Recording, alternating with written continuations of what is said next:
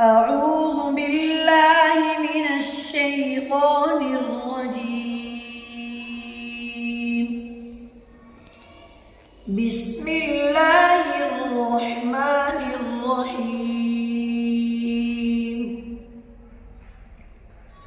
وقال رجل مؤمن من آل فرعون يكتم إيمانه أتقتلون رجلا أن يقول ربي الله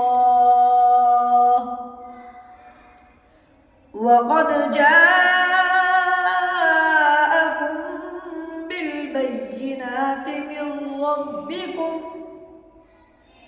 وإن يك كاذبا فعليه كذبه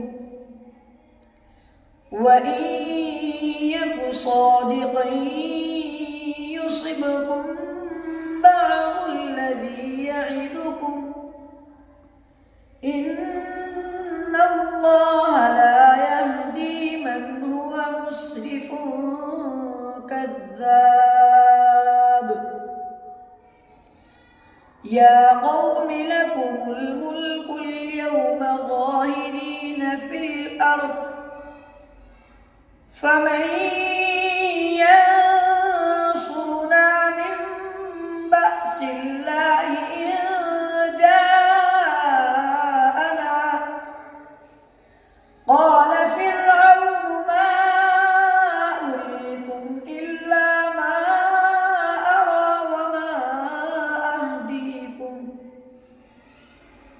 وما أهديكم إلا سبيل الرشاد.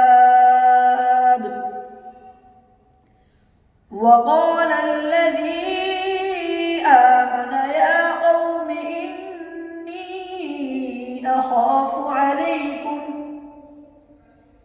إني أخاف عليكم مثل يوم الأحزاب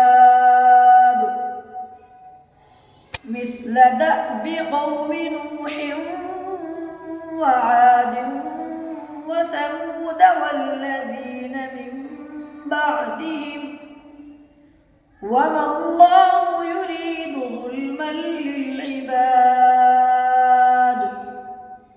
صدق الله